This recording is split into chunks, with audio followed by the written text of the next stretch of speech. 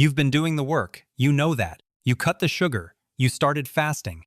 You swap the bread for vegetables and the soda for water, and some mornings you go hours without eating because you read that's what unlocks fat burning. You've done everything the internet told you to do.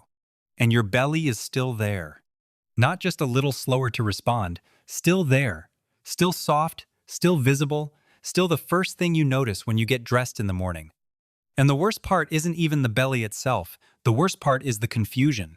Because if you're doing everything right, why is nothing changing? Here's what I want you to understand before this video goes any further. You are not broken. You are not lazy. And this is not a willpower problem. What's happening inside your body right now is a specific biological trap, one that has nothing to do with your effort and everything to do with one invisible mistake you are almost certainly making every single day. A mistake that doesn't show up on any food label. A mistake your doctor has probably never mentioned. And a mistake that, once you fix it, allows your body to start burning fat automatically through a process called autophagy without changing a single food you eat. Before I tell you what that mistake is, I want to ask you something. Have you ever felt like you were genuinely trying, fasting, eating clean, exercising, but your body just wasn't responding the way it should? Comment below with yes or no. I genuinely read every single one of those, and your answer helps me understand exactly what you're dealing with. Now let me explain what's actually happening. Your body has a master switch. On one side of that switch is storage mode. Your body is holding on to fat, building reserves, protecting itself.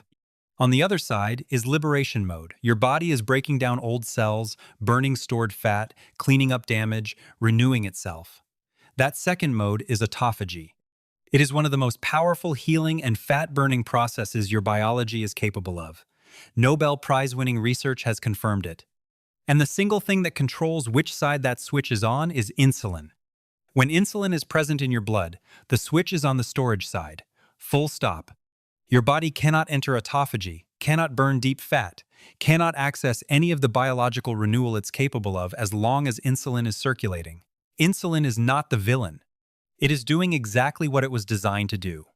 But when it never drops, when it stays elevated day after day, hour after hour, your body is physically locked out of fat burning, no matter how little you eat.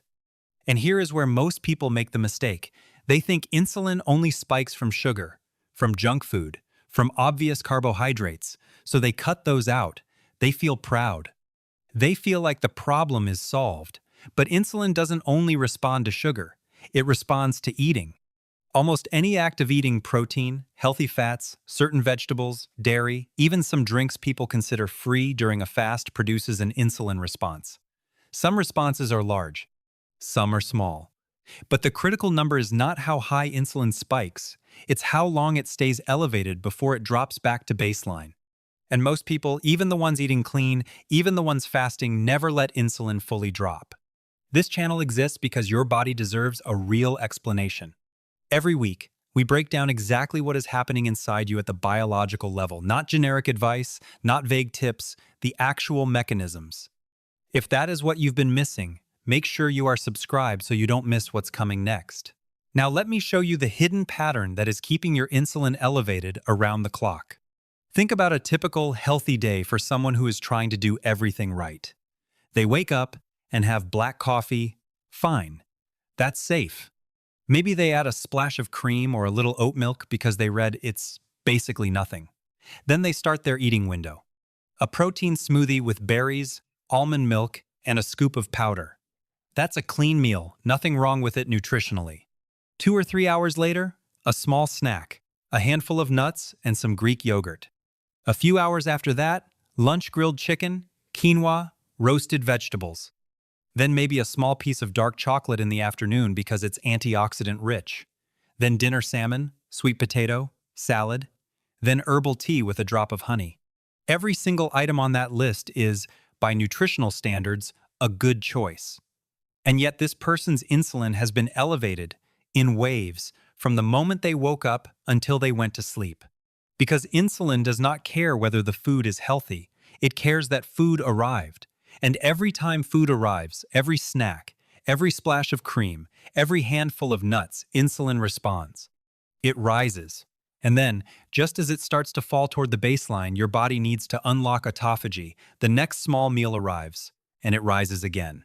The fat-burning window, the insulin trough your body needs to flip into autophagy, never opens. Not for 10 minutes, not for 30, never. This is not a failure of your diet. This is a failure of your pattern. And that pattern has a name. Researchers call it chronic low-level hyperinsulinemia. I call it the insulin ceiling, a constant background hum of insulin that never quite falls low enough to let your body do what it is designed to do. Now here is the part that surprises almost everyone. And I mean everyone, people who have been researching health for years, people who are already doing intermittent fasting, people who are already eating clean. The most common version of this mistake is not happening in the hours when you're eating freely. It is happening inside your fasting window. Here is how. You decide to do a 1-6-hour fast. You finish dinner at 8 p.m. You plan to eat again at noon the next day. That's a solid window. That should work. And for the first few hours, it does. Insulin begins dropping after your last meal. Slowly, it falls. By midnight, it is meaningfully lower. By 6 a.m., it is approaching the trough your body needs. By 9 a.m., you are getting close, maybe 30 to 60 minutes away from the insulin baseline where autophagy starts to activate fully. And then someone offers you coffee with a splash of oat milk, or you have a few almonds because you feel lightheaded, or you take a supplement with food as the label recommends. And insulin rises. Not dramatically, just a small, polite little blip. But that blip resets the clock entirely, not from when the blip happened from zero. Your body, responding to the signal that food has arrived, pumps out insulin, clears the glucose, and then begins the long, gradual fall back toward baseline. The 9-hour journey you just completed? Gone. You are starting again. This is the insulin mistake. Not the big obvious ones, not the donuts, not the soda, those are easy to identify. The invisible one, the healthy one. The small, technically clean input that arrives at the wrong moment and silently collapses 9 hours of biological preparation in a single bite. If this is clicking for you, if this explains something you've been experiencing for months or years without understanding why, tap the like button right now. It tells me this kind of content is actually reaching the people who need it, and it helps me make more of it. Let me give you a picture of this. Think of someone like Marcus, 42 years old, 15 pounds of stubborn belly fat that has refused to move for 3 years. Marcus is not a junk food person. He doesn't drink soda, he doesn't eat fast food. He started intermittent fasting 8 months ago and felt good about it. But Marcus drinks his morning coffee with a small pour of half and half. Just a bit. Basically nothing, he thinks. And midway through his fasting window, when his energy dips, he has 10 almonds. Just 10. That can't matter, he thinks. And by the time Marcus's eating window opens, he has already reset his insulin clock at least twice. His body has never once, in 8 months, reached the trough deep enough for autophagy to fully activate. He has felt the structure of a fasting lifestyle, but his biology never experienced the mechanism that makes fasting work. That is what the insulin ceiling does. It gives you the ritual without the result. So what is the fix? It is one specific correction, and it is simpler than you expect. The correction is not eating less. It is not changing what you eat. It is engineering one genuine, complete, uninterrupted insulin trough every single day. Here is exactly what that means. Step 1 is defining your eating window with hard edges, not flexible edges, hard ones. Pick a window, whether that is 6 hours, 8 hours, or 10 hours, and treat what happens at the boundaries as seriously as the hours inside it. The window begins with your first caloric input. It ends with your last. Everything outside that window, every drink, every supplement, every tiny snack, must be zero insulin stimulus. Water. Plain black coffee or tea with nothing added. That is the list. Step 2 is protecting the depth of your trough. This is the one most people skip. The trough is not just the absence of big meals. It is the complete absence of any insulin signal for long enough that your body crosses the biological threshold into autophagy. For most people, that threshold is reached somewhere between 12 and 16 hours after the last meaningful insulin signal, not the last meal, the last signal. That means a pure fast with nothing that stimulates insulin for that duration.